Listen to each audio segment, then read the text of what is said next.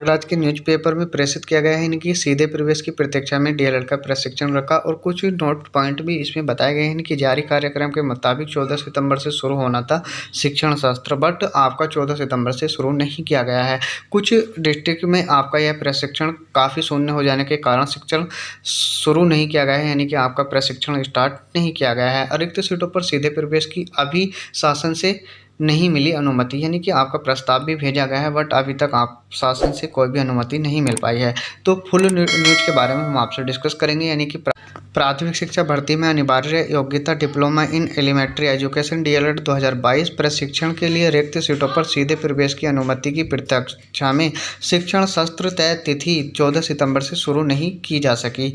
2 चरणों में मेरिट के आधार पर प्रवेश प्रक्रिया संपन्न होने के बावजूद प्रदेश भर में 1,80,208 सीटें रिक्त रह गई हैं, यानी कि जहाँ आपकी टोटल सीटों की बात करें तो 2,42,000 के समथिंग आपकी टोटल सीट्स होती हैं, बट आपको 1,80,208 सीटें आपकी रिक्त रह चुकी हैं। कुल सीटों के सापेक्ष बात करें तो यानी कि 45,153 अभ्यर्थियों को कॉलेज अलॉटमेंट हुआ था, लेकिन प्रवेश इससे भी कम हुए हैं। ऐसी स्थिति में प्रशिक्षण संस्थान को सीधे प्रवेश लेने की अनुमति का प्रस्ताव उत्तर प्रदेश परीक्षा नियामक प्राधिकारी पीएनपी कार्यालय से भेजा गया, लेकिन शासन से अभी तक अनुमति नहीं मिल पाई है। डीएलएड संस्थानों में प्रवेश लेने वाले स्थिति इतनी चिंताजनक है कि जिला शिक्षा एवं प्रशिक्षण संस्थान डाइट तक 1,765 सीट्स 2 चरणों की प्रक्रिया पूरी होने के बावजूद रिक्त हैं, यानी कि डाइट सीट्स की बात करें तो आपकी 1,765 सीट्स अभी भी आपकी ओवरऑल डिस्ट्रिक्ट में खाली रह चुकी हैं।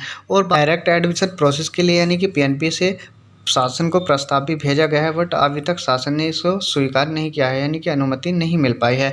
अब बात करते हैं यानी कि डाइट कॉलेज में आपकी 1,765 सीट्स आपकी वैकेंट रह चुके हैं, यानी कि 1,765 सीट्स पर आपकी डायरेक्ट एडमिशन काउंसलिंग की जाएगी। और बात करते हैं यानी कि जिसमें निजी कॉलेजों को भी रिक्त सीटों को जोड़ने पर 2.25 लाख से ज़्यादा सीट्स आपकी वैकेंट रह चुकी हैं। और प्रदेश के 66 डाइट एवं वाराणसी के एक सिटी कॉलेज और 30,086 कॉलेजों में कुल 2,27,126 सीट हैं। मेरिट क्रम पर उन अभ्यर्थियों ने प्रवेश नहीं लिया। 2,27,126 सीटों में से 45,153 अभ्यर्थी ही अभी तक अपना एडमिशन कन्फर्म करा पाए हैं। और डाइट कॉलेज की बात करें तो 1,765 सीट्स आपकी वैकेंट रह चुकी हैं। और पीएनपी सचिव अनिल भूषण चतुर्वेदी ने बताया कि शासन की अनुमति मिलने पर प्रवेश की प्रक्रिया पूर्ण कर ली जाएगी और कार्यक्रम शुरू कर दिया जाएगा, यानी कि जो जैसी आपको शासन से अनुमति मिल जाती है आपका डायरेक्ट एडमिशन प्रोसेस आपका चलाया जाएगा और आपका एडमिशन कंफर्म कर लिया जाएगा। जैसे कि मैंने अभी तक बताया था, यानी कि 1,765 सीट्स आपकी डाइट कॉलेजों में वैकेंट रह चुकी हैं।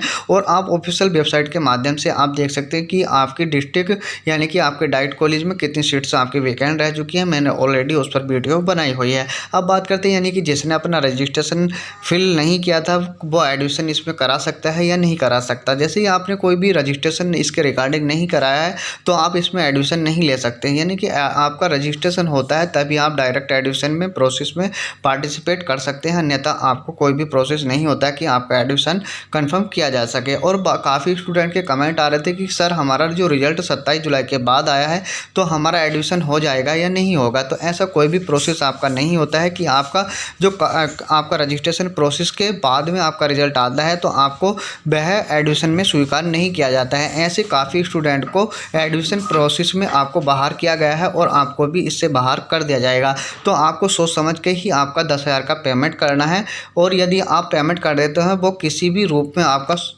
रिफ़ंड नहीं किया जाता है। इस बात को अच्छे से ध्यान में रखना है कि यदि आपका रिजल्ट बाद में आता है, यानी कि 27 जुलाई के बाद में डिक्लेयर किया गया है और आप उसमें 10,000 का पेमेंट कर देते तो आपको ऐसी स्थिति में कोई भी 10,000 का पेमेंट रिफ़ंड नहीं किया जाता है। आज आपको वीडियो कैसी लगी कमेंट बॉक्स में ज़रूर बताएं। यदि आपका भी एडमिशन नहीं हुआ है तो हमारे चैनल के साथ जुड़े रहिए, क्योंकि पल पल की अपडेट आपको इस चैनल के माध्यम से मिलती रहती है। चलिए मिलते हैं किसी नेक्स्ट वीडियो में, तब तक के लिए जय हिंद जय भारत।